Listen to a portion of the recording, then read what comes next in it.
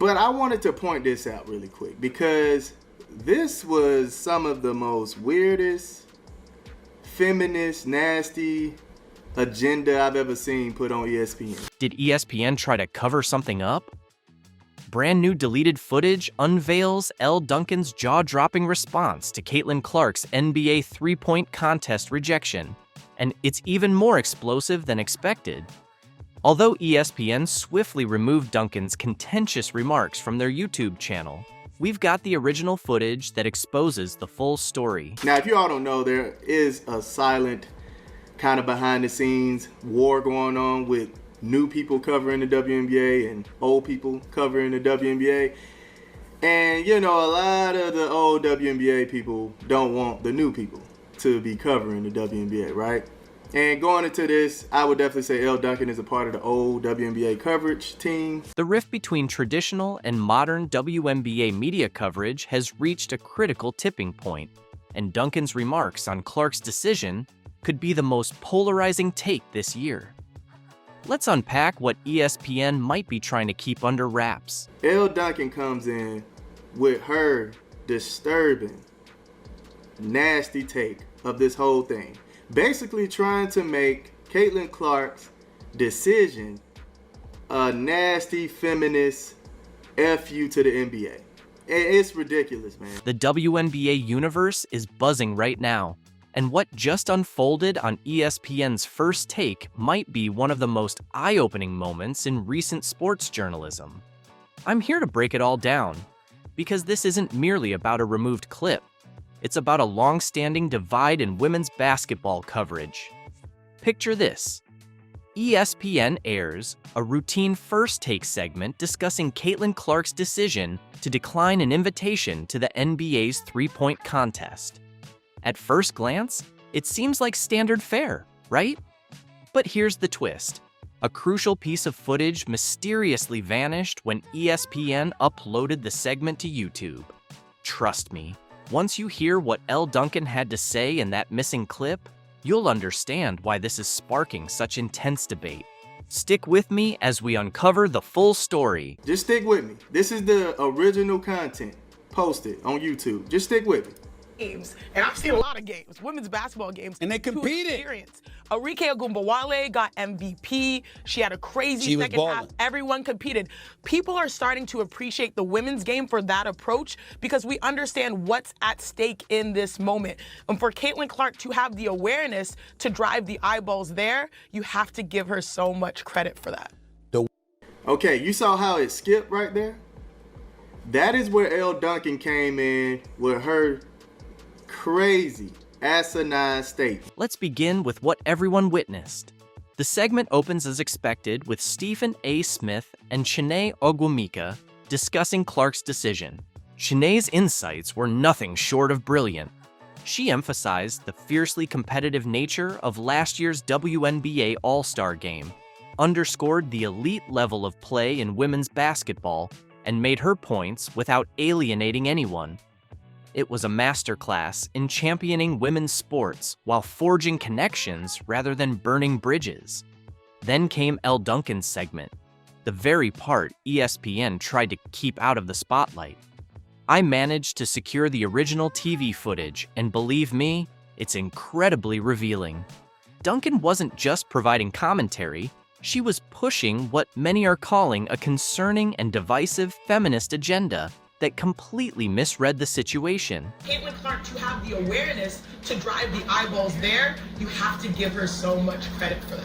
Then the reason why today, the reason why is because these women know that every opportunity they have on this platform, they have to ball out because they have to completely turn around tropes or ideas or narratives or discourse. Like all of that is always on their shoulders, which is why not only do I think that this move by Caitlin Clark is the right move, I think it's incredibly empowering. Elle Duncan doesn't stop there. She just goes on and on. You can tell the jealousy is real. This is more than just reporting. It looks like pure hatred to me. let's get right back into it. Because Stephen A., when we watched that three-point contest last year in the NBA, and we all enjoyed it, and it was so much fun, what did immediately those of us in the W space say? All right, Steph, now return the favor and go do the same thing at the W, right? In years past, for generations past, women had to legitimize being mainstream by being validated in a male space. Wow, this is truly something. What are your thoughts on this speech so far? Let me know in the comments below. And now let's continue. And now Caitlin Clark is saying that my power and cachet is not for loan. I am going to go and improve the league that I believe in and care in. And the idea that she said, I'm going to make sure the first three-point contest I participate in will be the W one. She didn't do it last year. Lord knows she was tired and didn't want to, right? Like it took everything she had just to get through that game, and she was fantastic. But I love this, and what I hope it does, listen, Caitlin Clark is a one-on-one in many ways, and we understand that. So not everybody has that ability, that cachet and all that clout to move the needle, to draw those kinds of ratings. But what I hope that it does is empower the next generation, the Paige Beckers, the Juju Watkins behind her, the Hannah. Duncan's commentary takes an even more controversial turn when she implies that rising stars like Juju Watkins and Hailey Van Lith should mimic Clark by refusing to participate in mainstream male-centered events. This is where the issue deepens. She's essentially promoting a form of segregation in basketball coverage, when what we really need to be focusing on is integration and mutual support. I'm so tired of it. It just makes no sense to me, and I'm tired that we keep giving it so much energy, and I'm tired of it being people who are not in this circle or space at all who suddenly have all these opinions about how these women need to treat Caitlin Clark. What do you want from them? They want to beat her because she's not on their team. Isn't that how it's supposed to be? Yeah. Y'all stop it. We already know she's transformational. They've all said it. How many times do they gotta say it? Let's unpack why this perspective is so off the mark. For starters, the NBA and WNBA share a mutually beneficial relationship. The NBA not only helps subsidize the WNBA, but also supplies essential infrastructure, marketing support, and overall momentum to grow women's basketball. With NBA Commissioner Adam Silver standing as one of the league's most vocal advocates, reducing this partnership to a gender war isn't just misguided. It could actually hurt the very league Duncan claims to support. Think back to when Sabrina Ionescu participated in the NBA three-point contest. That event wasn't merely a win for the NBA, it served as a massive boost for the WNBA as well. Ionescu's appearance attracted new fans, spiked Liberty jersey sales, and elevated the profile of the women's game. Yet, according to Duncan's narrative, that move was somehow a bid for male validation. The frustrating part is her complete dismissal of the storied history of WNBA stars, who forged their legacies solely on the strength of women's basketball. While Duncan argues that male validation is necessary for the sport's legitimacy, icons like Maya Moore and Lisa Leslie have long proven that their incredible achievements speak for themselves. What's even more telling is ESPN's decision to remove this segment from their YouTube channel. This action clearly indicates that they recognized how incendiary and potentially damaging Duncan's comments could be. Fortunately, thanks to viewers who recorded the live broadcast, we can examine exactly what was said and have a genuine conversation about it. The timing of this controversy is critical. Women's basketball is in a golden era, with stars like Caitlin Clark drawing record crowds and generating unprecedented excitement. The last thing the sport needs is divisive rhetoric from someone who's supposed to be one of its biggest media advocates. What will the league have in store for them when they get there? Look, SVP, reality is coming. Okay. There's levels to this thing, and that's just life. We all went through it. Of course. And you see it on the NBA side, and you're going to see it on this side, where, you look superhuman playing against 18-year-olds, but you're going to come with some grown women that have been playing professional basketball for a long time. Remember when Diana Taurasi questioned if Caitlin Clark would make an impact in the WNBA? Those comments didn't just age poorly, they completely collapsed under the weight of Clark's historic rookie season. Reality hit hard, and it's named Caitlin Clark. From the moment she hit the court, she didn't just silence her doubters, she rewrote what a rookie season could be. She claimed Rookie of the Year, made the All-WNBA first team, and set 62 records. Now, even the league's former MVPs can't ignore her greatness. In this video, we'll explore how 10 former WNBA MVPs are recognizing her greatness. But hold on, there's an unexpected 11th and 12th name on the list. Trust us, you won't believe who they are or what they had to say. You know, a lot of people say that Caitlin Clark moves the needle. That is wrong. She is the needle. She dictates. We all know what she's done on the floor. It's history, right? But off the floor, my goodness. Let's talk numbers. Clark didn't just make history, she rewrote it. Most assists in a season? Check. Most in a single game? Check. Three-point record shattered. Highest all-star votes in league history? You know the answer. And she's just getting started.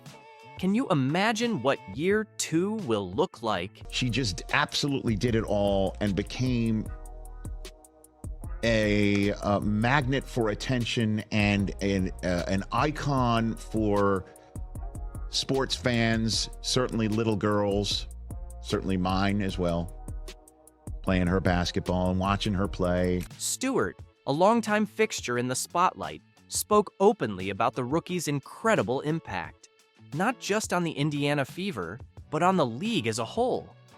She recognized that Clark wasn't just meeting expectations, she was rewriting what a first-year player could achieve.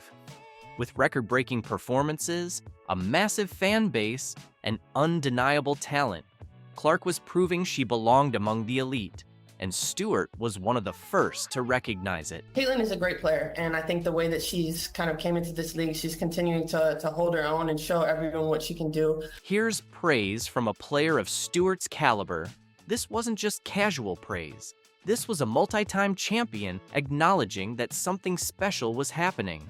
Clark hadn't just arrived in the WNBA, she was already raising the bar for the entire league. Aside from the numbers, the viewership, the attendance, the way that she plays the game, you know, she's ultra competitive, her ability to really stretch the floor and find her teammates. Next up is Candace Parker, a two-time WNBA MVP and multiple-time league champion. She didn't hold back in praising Clark and the star power she's brought to women's basketball. She has these games where it's like you have to guard her wherever she is. As a respected basketball analyst for TNT, Parker uses her platform to spotlight how Caitlin has changed the game, not just for women's basketball, but for basketball, period. And it takes time for people to want to be a part of it and to see it. I think it does take star power, and we're seeing how the value of that in the Caitlin Clarks. Clark's game has truly impressed Parker, who points out the various aspects that make Caitlin's play so incredible. She even emphasizes that Clark needs to be guarded the moment she steps onto the court. I think that's what she's done for the game, you know, in general. I don't say women's basketball, I say the game of basketball, period. You want to see a show, and I think that that's the biggest thing. You always talk about Steph being a showman. Mm-hmm. I mean, this is a showman right here. Yes.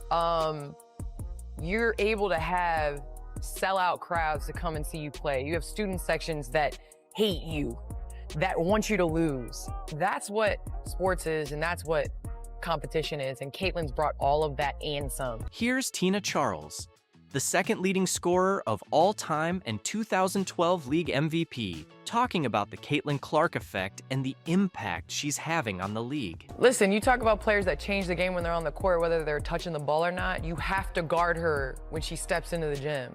And so I don't think we've seen anything like that in women's basketball. I've played against a number of great shooters. Yes. Somebody that when they walk in the gym, you have to guard them. And I think the way the game is played has allowed her to showcase that skill, to be able to take that shot. That shot's being a good shot. It speaks to where basketball is right now. As a respected veteran, multiple-time All-Star, and member of the WNBA Top 25 anniversary team, Charles has seen players come and go. Talk about praise from one of the league's most respected players. When she says she's lucky to witness and play against Clark, a generational talent, it means something. Yeah, I mean, the energy that we're getting, the reception, the eyes that we're getting on us, it's amazing. And it's just because of that new generation that's coming in. Now, let's get to something that'll warm your heart. Caitlin Clark's childhood basketball hero is Minnesota Lynx legend Maya Moore, the 2014 league MVP. Here's Moore sharing the story of how she first met Clark when she was younger. Obviously, we know who Caitlin Clark is and what she's been able, her impact in this league and especially this year. So however we can get it, I'll take it for me personally. So just thankful that I'm able to be a part of it and still be here to witness it, yeah. The connection between the two has stayed strong over the years. Here's Moore surprising Clark before her final regular season game at Iowa. The reactions on their faces? Absolutely priceless. It's just really, really cool to think about one of those little girls who became Caitlin Clark. So I think it just goes to show you when you just do your best to be in the moment and treat people with kindness and just be present when you can, it really makes a big difference. And looking at the type of person and leader that she can be with people. You can see the pure joy on Clark's face as she sees Moore, a true testament to Moore recognizing the impact Clark is making on the sport. I still feel like I was this tall and freaking out, and I ran across the court, gave you a hug. I know, now I'm like taller than you. Oh my God. Talk about a full circle moment. Clark has said that the reason she takes time for her fans, especially young girls and boys, is because of the impact Moore had on her. All I ever wanted to do was meet her. I didn't have a phone. My dad didn't have his phone, so I just ran over. It's like, can you sign my shirt? Signed my shirt, gave her a hug, ran away. It's like the most vivid memory I have of like women's basketball growing up. And like, honestly, like I still tell everybody that story because it meant so much to me. It's like so cool. Enter Nneka Ogwumika, the 2016 WNBA MVP and perennial All-Star. Here's Nneka showing Caitlin some love after their All-Star game win. I thought that they were professional, like as anyone at this level would be. I'm always impressed by the two of them. I think it was also really fun to see them playing together tonight.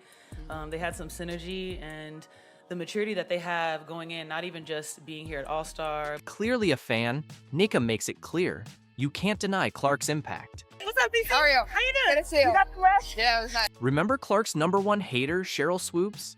Well, here's her teammate and the first ever WNBA MVP, Cynthia Cooper, shutting down the hate and showing some love. I'm sitting there like, oh my God.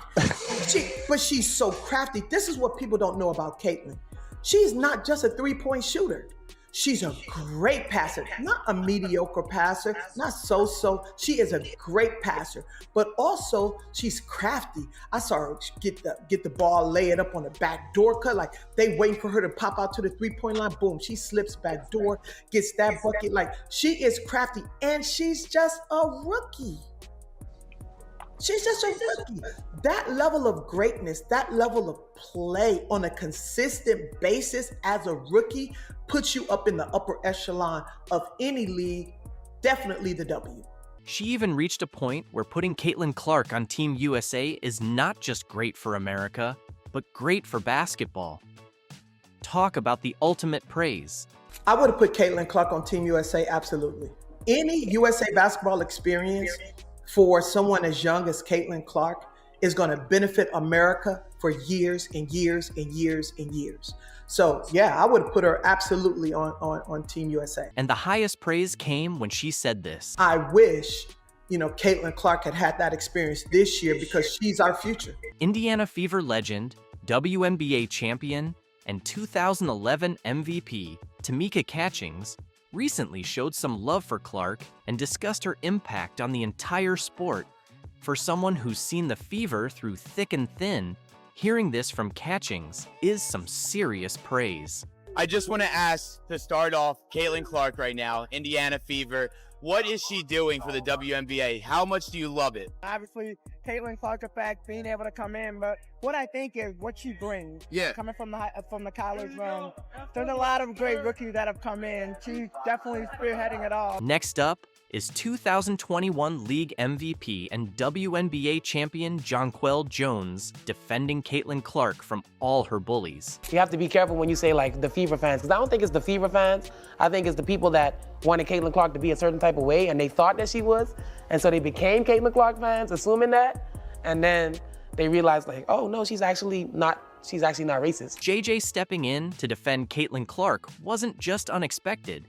It was a moment that flipped the script and clapped back at all her bullies. They wanted to latch on to Caitlin Clark and then use her as, like, I guess, like this fuel to be able to be the way that they wanted to be. They want her to be the representation of their racism and you know, like their view on the world, and she's not like that. Jones's defense of Clark was powerful because it cut through the noise.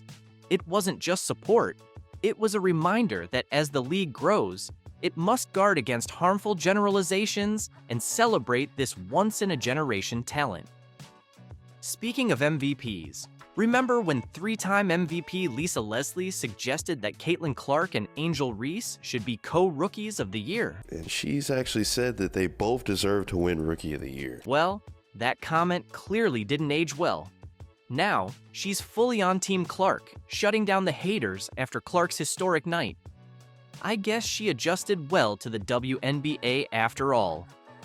At number 10, we go full circle. Diana Taurasi, the 2009 League MVP and the most prolific scorer in WNBA history. As the season went on, reality set in for Diana. Here she is, hugging Caitlin during one of their last games together. In her last press conference, it was all flowers for Caitlin. Maybe because she got swept in all 4 games against Clark, including the All-Star game. Yeah, I mean, it's amazing. You know, what Caitlin's been able to do in her short career so far has just been nothing short of remarkable. And, you know, the one thing that I really love about her, she loves the game. You can tell she's put the work in.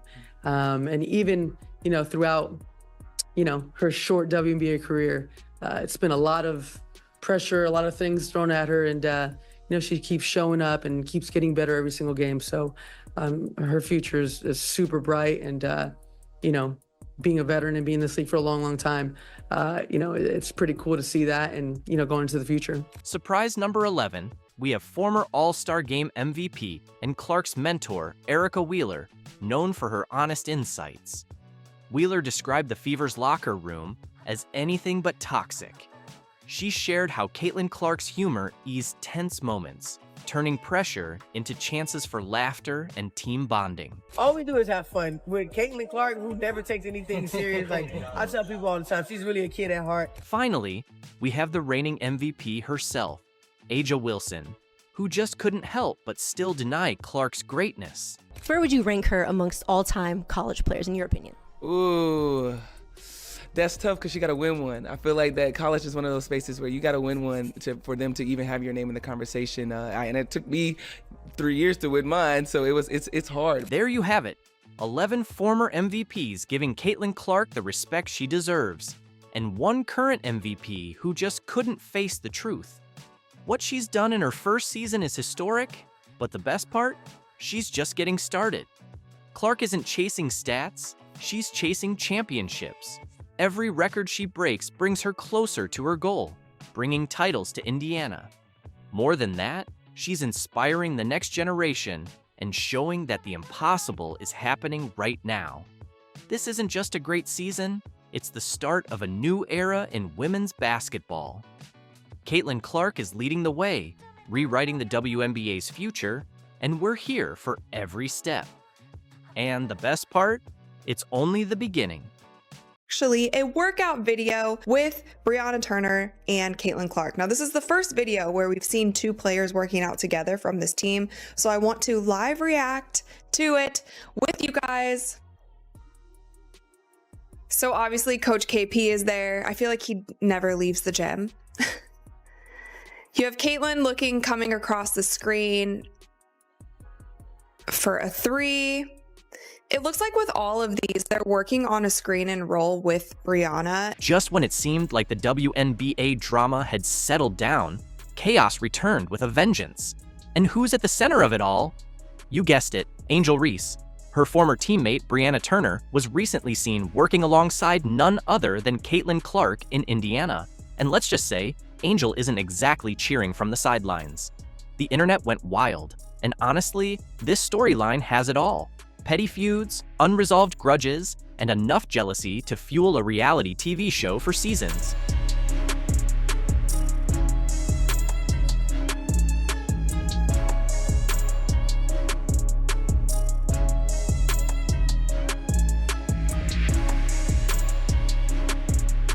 Brianna Turner has officially separated herself from the drama and ego surrounding Angel Reese, and she's doing it with finesse by teaming up with Caitlin Clark.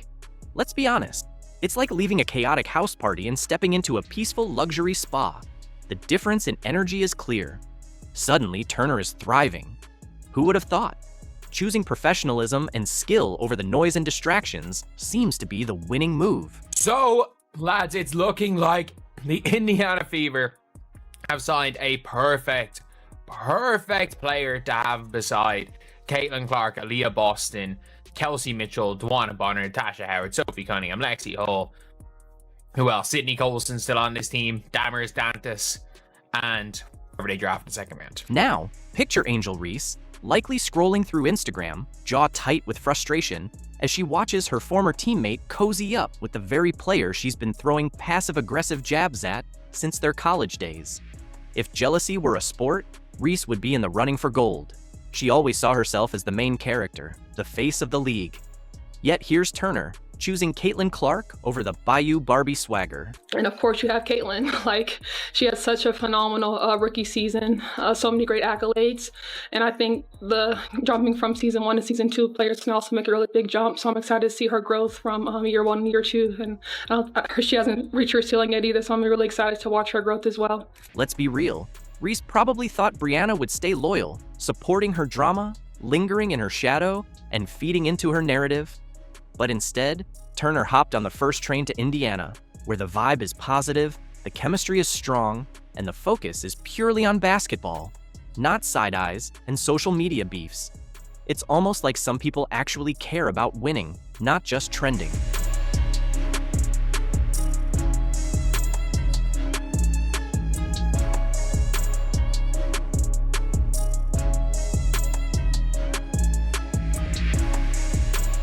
Watching Caitlin and Brianna hit the gym together wasn't just heartwarming, it was telling. It highlighted who's focused on the game and who's focused on the drama.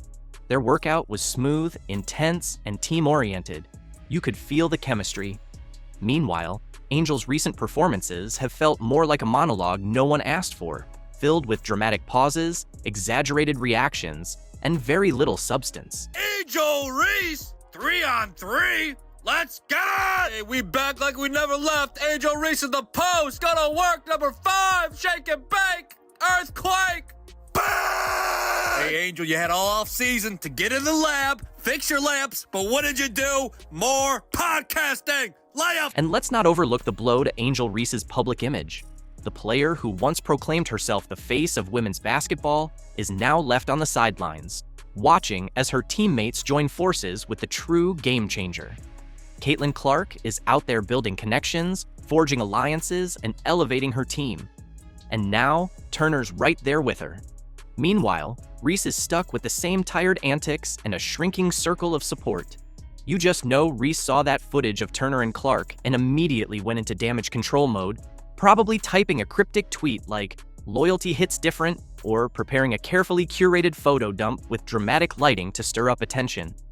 But let's be real, we all saw what went down, and so did the rest of the league. How are you feeling about being in Indiana and joining the team? I'm really excited. I followed a lot of these players throughout their college careers and professional careers, so it's kind of like full circle moment to be on the same team with a lot of these players again. Tell me what it was like that, what went into your decision to come here and join what's being built here at the Fever?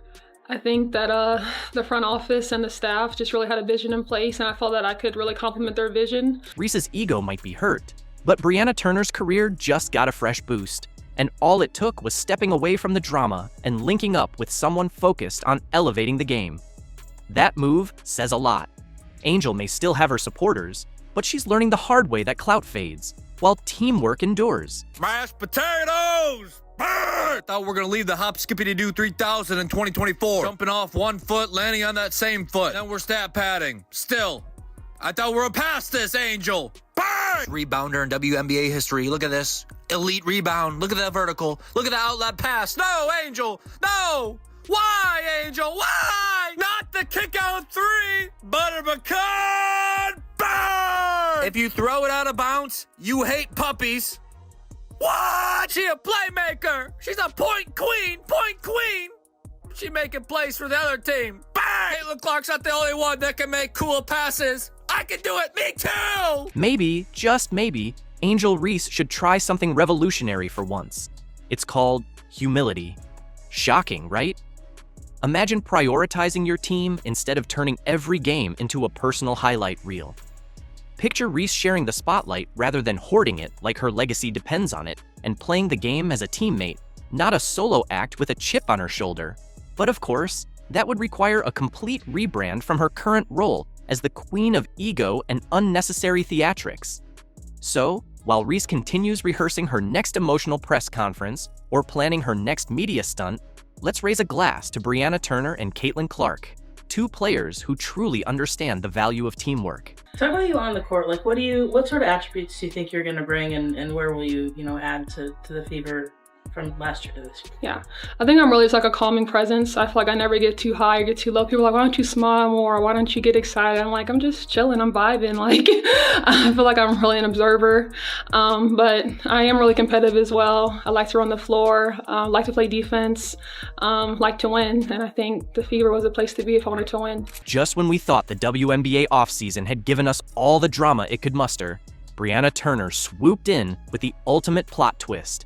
Remember when, not too long ago, Turner was throwing those subtle jabs at Caitlin Clark online? Oh, we all remember. The tension was palpable. But now, fast forward to today, and you'd swear they've been best friends for life. The way they're smiling in training photos, seamlessly vibing together on the court, it's as if they've been a dynamic duo from the start. It's giving frenemies to finals energy, and the internet? Well, they're absolutely eating it up. Meanwhile, poor Angel Reese is left standing awkwardly in the background, like the third wheel nobody invited to the party. It's a sad sight, really. Her presence barely felt while everyone else moves forward, building alliances, making plays, and embracing the future. Talk about being left behind. The tables have turned, and it's playing out in front of us, drama and all.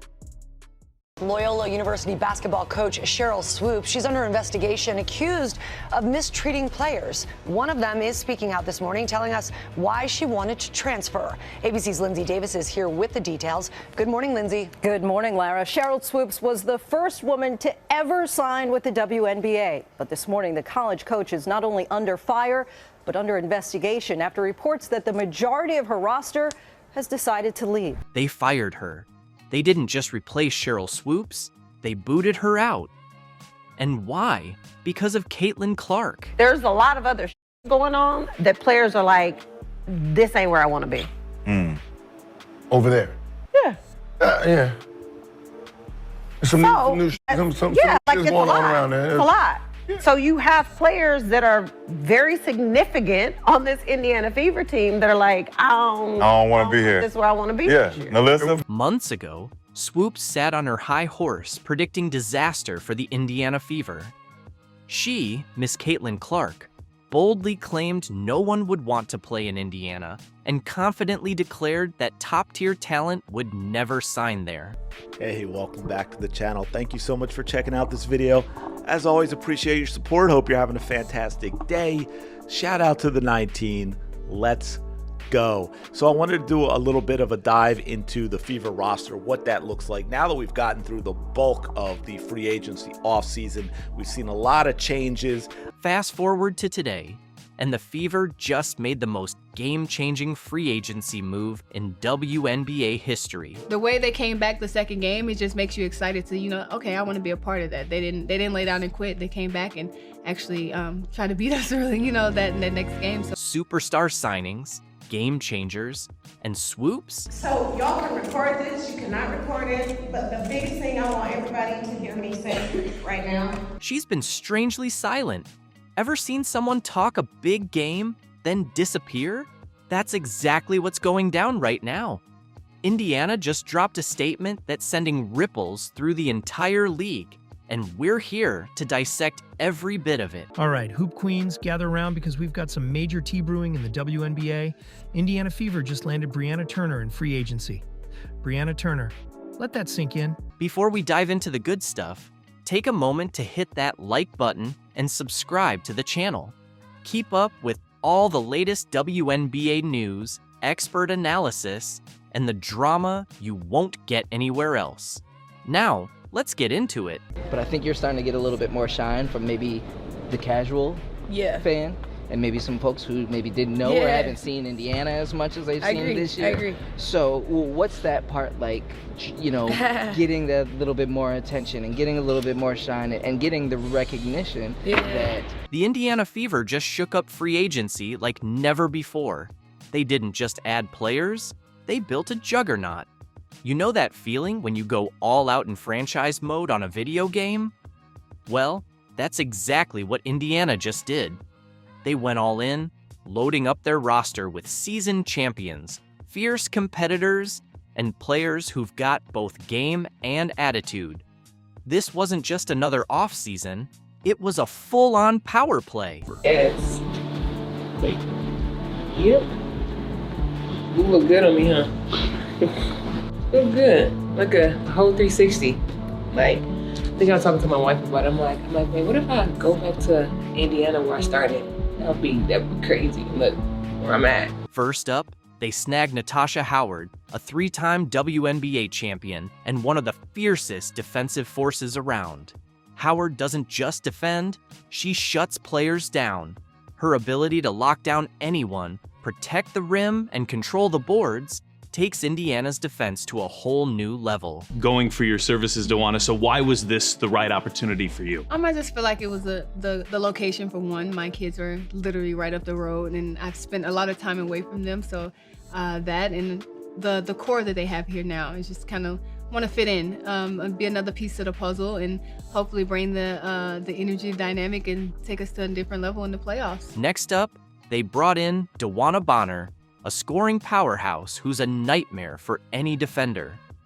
Bonner adds leadership, championship pedigree, and that clutch gene that turns the Fever into a serious playoff contender. In Sophie Cunningham, the Indiana Fever are trading for a multi-dimensional wing, capable of knocking down the 3-ball. Cunningham is starting to cook. Cunningham 3 is good. Cunningham from the corner, locking down defenders.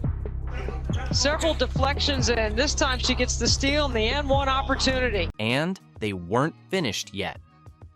Enter Sophie Cunningham, a walking spark plug, bold, trash-talking, and always ready to ignite her team and the crowd. She thrives in clutch moments, playing with a chip on her shoulder, exactly the kind of energy Indiana was craving.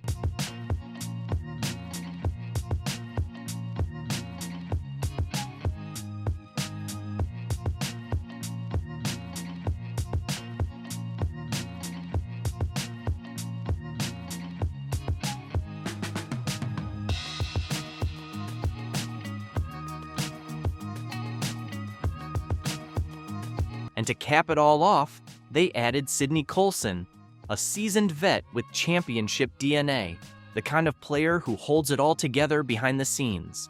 Colson's leadership in the locker room will be just as vital as what she brings on the court.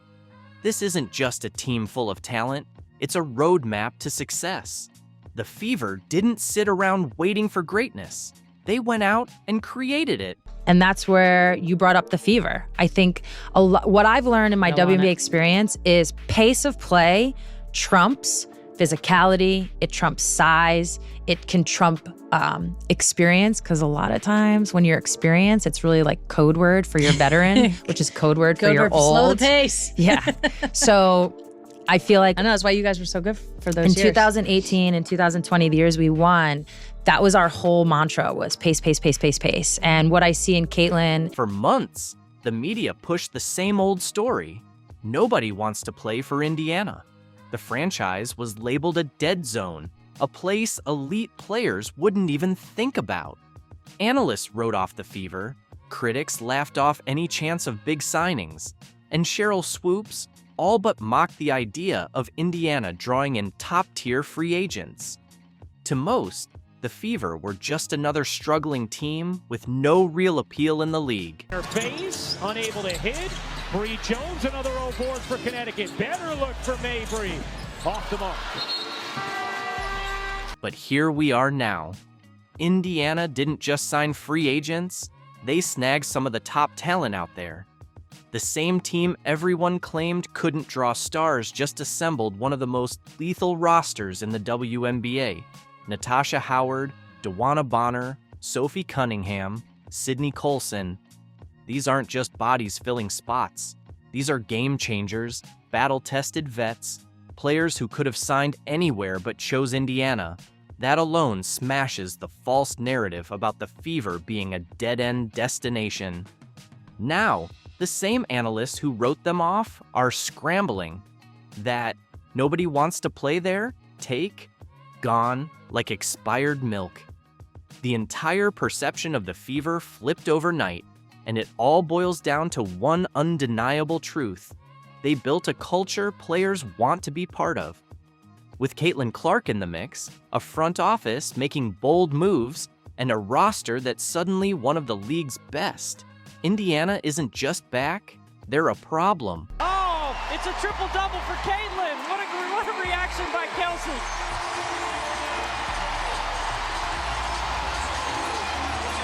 Well, how about the knowledgeable fans in this building? They burst out of their seats like it was a game winner. Let's cut to the chase. This is the Caitlin Clark effect. Plain and simple. Caitlin Clark isn't just any rookie trying to find her footing in the league. She's a franchise-changing force. The kind of player who doesn't just lift her team, but redefines the entire WNBA landscape. The Indiana Fever, a team that's been stuck in the mud for years, is suddenly the most talked about squad in the league, and that's no fluke. Clark's arrival has turned this franchise into a destination, one that's not only worth watching, but one that top players actually want to join. Sophie, when you talk about the young girls that came in, Caitlin Clark, Angel Reese, rookie class, really hyping up the league coming from college to the WNBA, what has that done for you and the buzz of this entire league? I think it's so positive. I really do. I think it's a fun time to be a part of the W. I truly believe that. I think the skill and the talent has always been there, but now it's just the viewership. And so I give a big old clap to the rookie class. I think that's a lot to deal with when you're at that age and you have that many eyes on you. But I think they've done a great job in the league as well. I think the physicality and all that they're going to get used to, but I think especially Caitlin Clark, she's been killing it. When Sophie Cunningham signed with Indiana, she didn't sugarcoat it. Caitlin Clark was a factor. Players aren't just hearing about Clark's insane shooting range or flashy assists. They're hearing about her leadership, her competitive edge, and her ability to elevate those around her. That's the kind of player you want to play with. She's a magnet, drawing both talent and attention to a team that used to be flying under the radar. I'm going to use her word. I want to see her continue to be a dog. She is a dog. Here's what I'll say about Angel. I love the fact that she's just her, right? And she says she's unapologetically Angel. She plays hard, both ends of the floor. It doesn't matter what the score is. The thing that I think people question wasn't so much about her game or her rebounding, but it was the scoring. And the fact that she is either averaging or almost averaging a double-double is pretty impressive to do from anybody, but in particular a rookie. I just love how she's come into this league. She's embraced the bumps, the bruises. She's embraced the good with the bad. And I love watching her play because she plays hard the entire game. Let's talk about Sheryl Swoopes. She thought Clark was overhyped. Just another college standout who'd take years to make her mark in the pros. But the truth? Clark is already leading the league in assists, dropping 40-point games like it's no big deal, and flipping the power dynamics in the WNBA. Indiana isn't just improving, they're becoming a serious threat, and Clark's the one making it happen. Pin down here, wide open. Bang!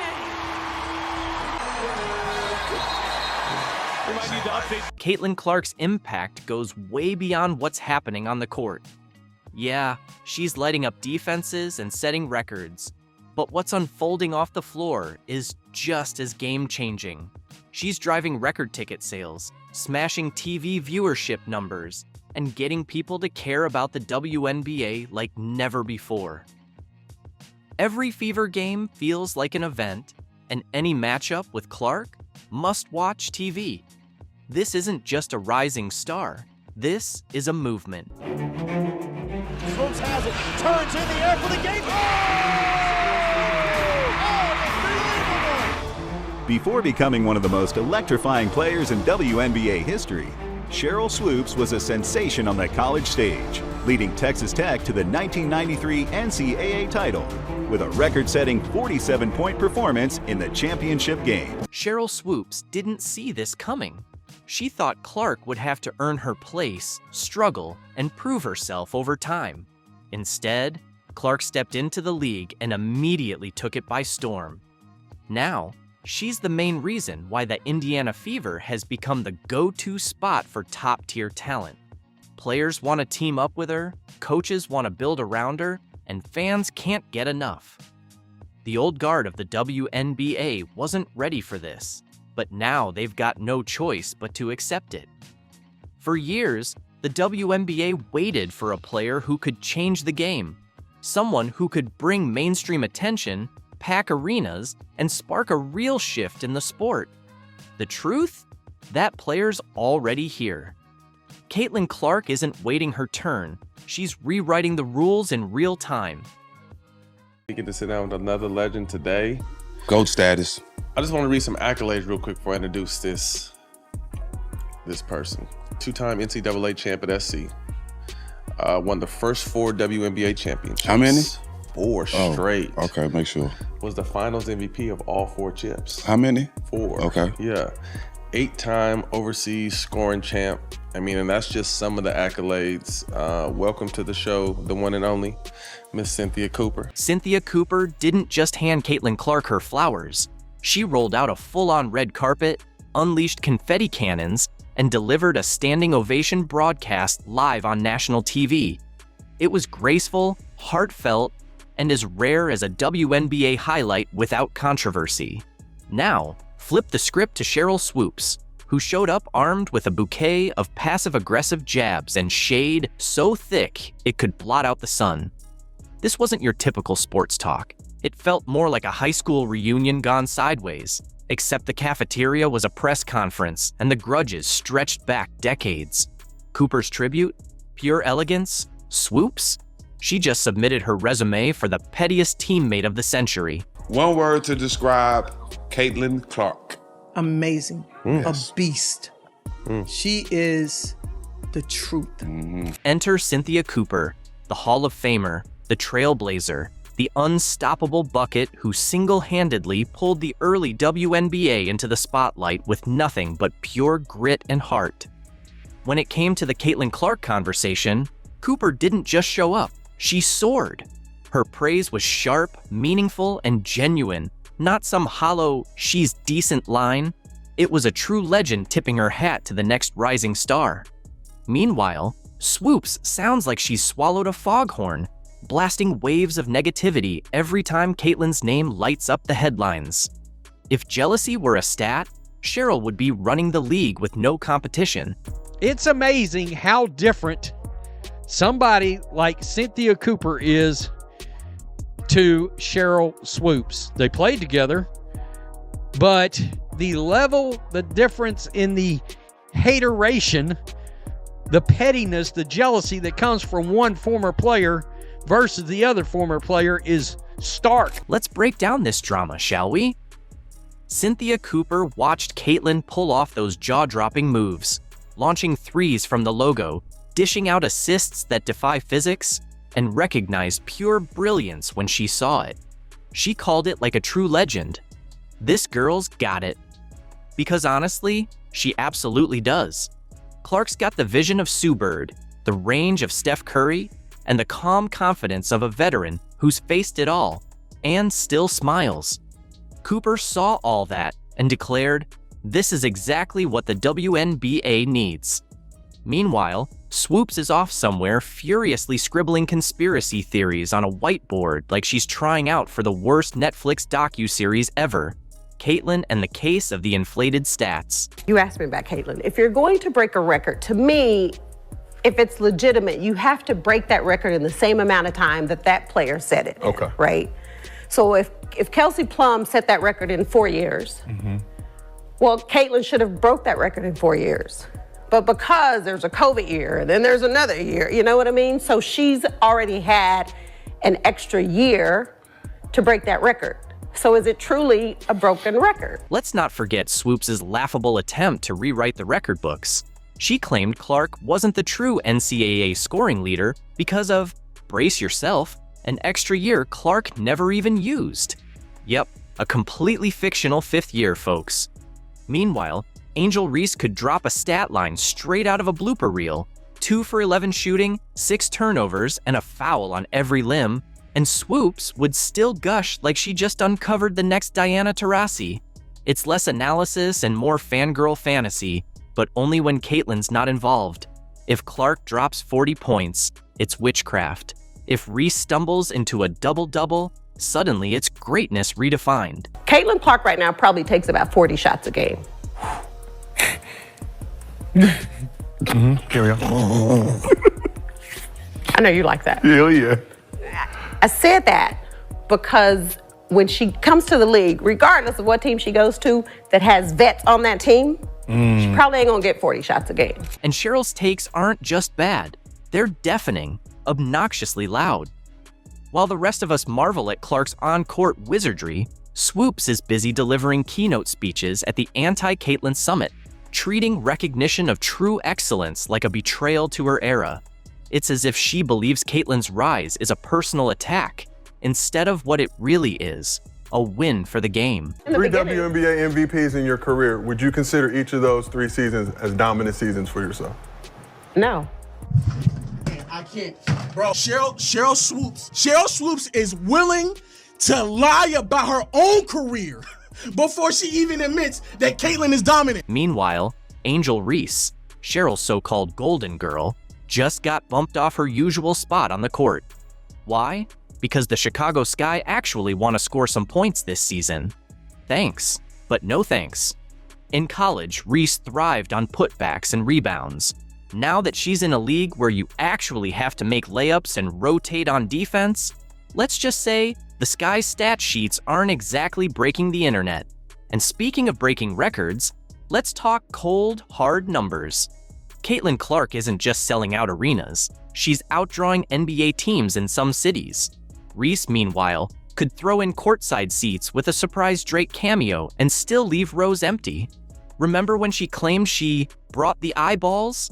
Yeah, funny, because no one seems to be watching anymore. And I mean, she's the truth, and she was a rookie, right? Yeah. Knock down the three-pointer, get to the rim. She can get to the free throw line. She's crafty. Yeah, very crafty. Crafty. So sometimes she look like she's coming off for a three-point shot, and she backdoors you for a layup. She gets her teammates involved. She can pass. She can shoot. Man, she is the complete basketball player. And while Clark casually rewrites record books and handles interviews like a seasoned media pro, she's still treated like she's gate-crashing the league. It's wild. People act like her success is some kind of glitch in the Matrix. Meanwhile, the old guard clings to their fading influence like it's the last Gatorade sponsorship on Earth. Since when did celebrating a rising star become such a controversial act? So we all know these WNBA veterans, for the most part, has not been very welcoming besides your Sue Birds, your Cheryl Millers, and a few others. But when it comes to Sheryl Swoopes and them, oh, they're some serial haters, bruh. Now, Lisa Leslie, she been all right, but she criticized the time too. But with all that being said, Cynthia Cooper made it her business to big up Caitlin Clark. So here comes Cynthia Cooper, injecting a much-needed dose of sanity into the chaos. She basically said, "Can we please stop acting like recognizing Caitlin's greatness is a crime?" Just like that, she reminded everyone what a true legend looks like. Legends don't feel threatened. They get inspired. They pass the torch without torching the next generation. And while Cooper's out here raising the bar for class, Swoopes is still stuck sulking like someone just snatched her last championship ring. You know what I want to see? You know, so many people talked about Sabrina and Steph, you know, with that three-point shooting contest. You know what I want to see in the WNBA All-Star Game? I want to see Sabrina Ionescu shoot against Caitlin Clark. Yeah, me too. I want to see that three-point shooting contest. Yeah, facts. That's dope.